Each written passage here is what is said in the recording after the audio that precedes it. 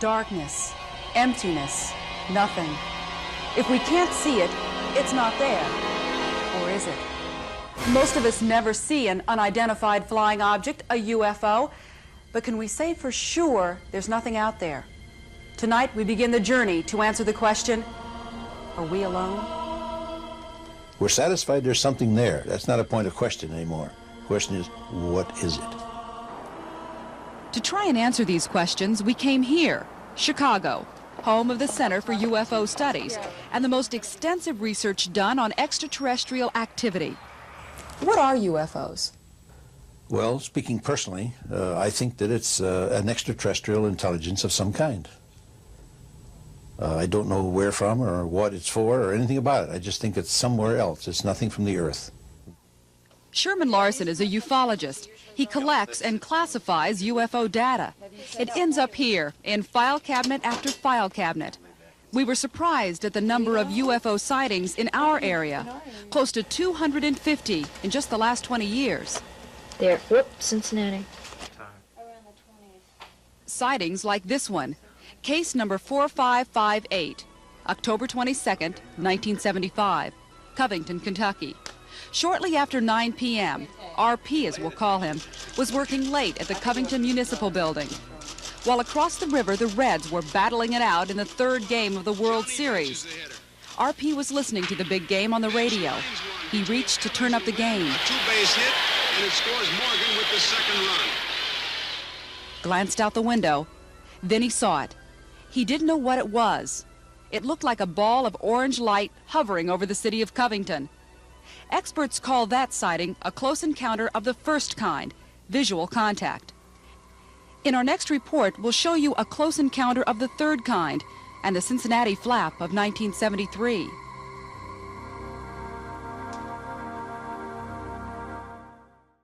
This is how one of those UFOs looked to two Hyde Park boys.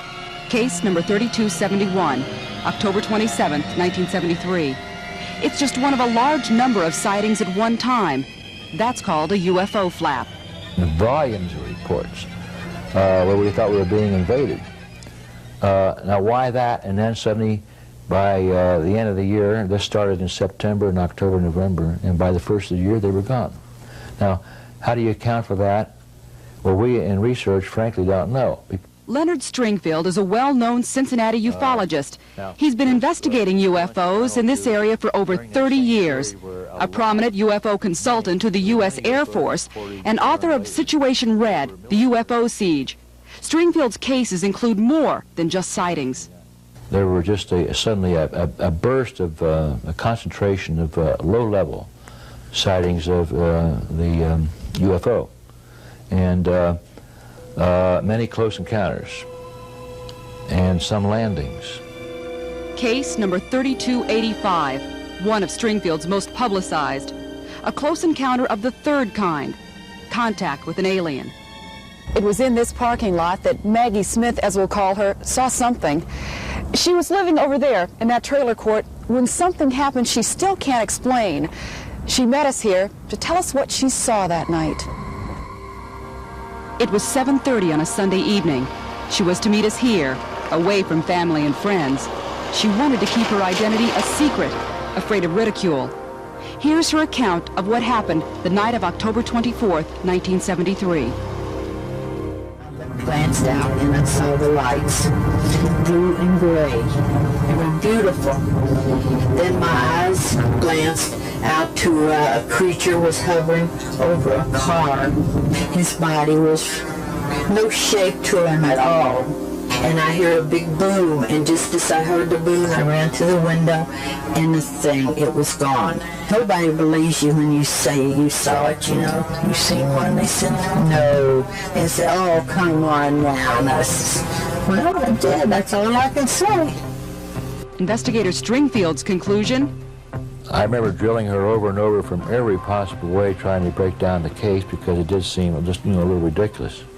But I wasn't able to do so because she always came right through, and she was no hoaxer, that's for sure. She was not a hoaxer. So why do people continue to doubt UFO sightings? We'll look into the controversy surrounding the Cincinnati UFO story in our next report.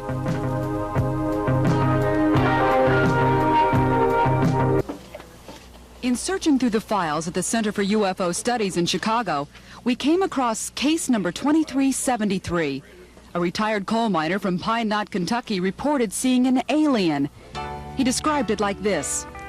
I saw the creature twixt the house and the barn. It looked like an ape with a face like soured coleslaw and smelled like an outhouse. It hovered over in what looked like a big frying pan. We read mountains of all kinds of sightings. Some were highly questionable. The subject has a, has a crackpot image. And there are crackpots attracted to it. U.S. senators saw 2 UFOs. Now, this is where most of us read about unidentified flying objects. The National Enquirer, not exactly the most credible source, and that's the point. A lot of us find it just plain hard to believe in flying saucers. Most of the published literature on UFOs is worthless. You go to a library, you take out a book on the subject, and unless you know something of the background, you're not going to know whether it's a reasonable writer accurately presenting authentic information. Jerry Clark is a ufologist at the Center for UFO Studies. How do you convince somebody that you're not a crackpot? That's an interesting question. I think the only way you can do it is by not acting and thinking like a crackpot, and showing that you are using the kind of intellectual discipline when you're dealing with UFOs that you would be dealing with any other scientific or social question. You can simply show them by example. That example was followed by Hollywood director Steven Spielberg, who went through the files at CUFOS for the basis of the movie Close Encounters of the Third Kind. This scene from the movie was taken from an actual Ohio case. The sighting on file involved an Ohio policeman from a small town outside of Columbus.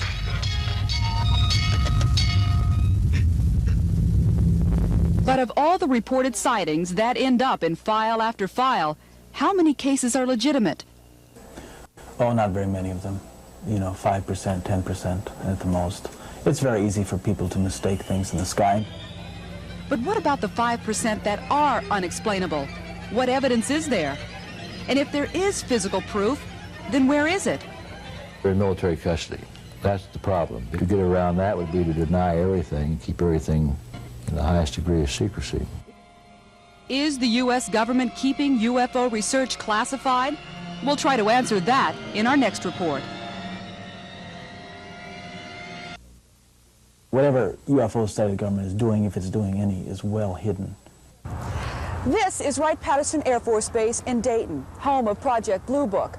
Over 12,500 UFO sightings were investigated here in a 22-year span. Now, the Blue Book was closed back in 1969, and the findings made public.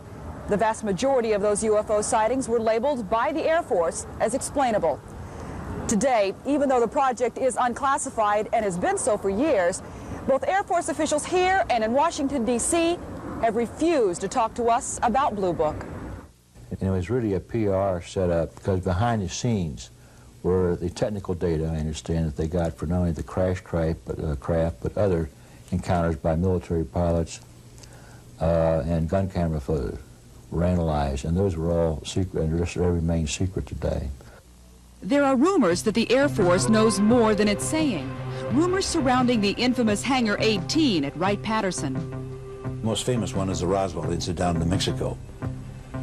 And there are cases, the story there is that something supposedly crashed into the desert. And the military came in immediately and surrounded it. Vehicles were brought up there, and they were, the UFO, the object, was loaded aboard, and there were some alien beings which were also taken with them, deceased, and they took them to several places, supposedly. One was Wright-Patterson Air Force Base. Do you believe that there are alien bodies and fragments of a spaceship at Wright-Patterson Air Force Base? I think there have been, according to witnesses who had worked there in the military, of all ranks, from enlisted men to a medical doctor. His claim is that that he had performed an autopsy on an alien body back in the early 50s at a Eastern hospital. The stories are very good, and they all agree, basically. But we can't say it's proof. Believing is one thing, you know. Being satisfied with proof is an entirely different thing.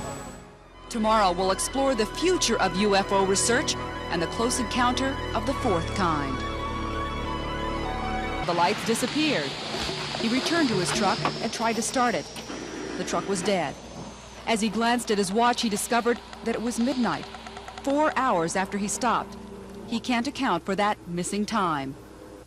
Witnesses like this have been hypnotized and have told stories of being abducted by aliens during that missing time.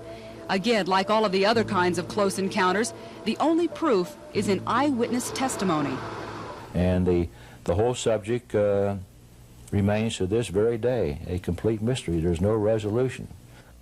And no real proof, or is there? Well, of course, as far as evidence goes, we feel we have the evidence in the photographs that have been tested and retested and tested and retested. That, to us, is proof. But to a lot of people, they won't accept it as proof. So I have to turn the question around. What would you accept as proof? There are a lot of disbelievers, people that say, we've had astronauts in space for years. Why haven't we run into one? What do you say to them? What makes you think we haven't? After all, we have astronauts who reported seeing UFOs in space. So where does UFO research go from here? It may be that this is a question that really has been so mishandled in our time that it will have to wait for another generation to pick it up. However, the UFOs won't go away. The sightings will continue. Mysterious events will continue to be recorded, and they're going to have to be dealt with sooner or later.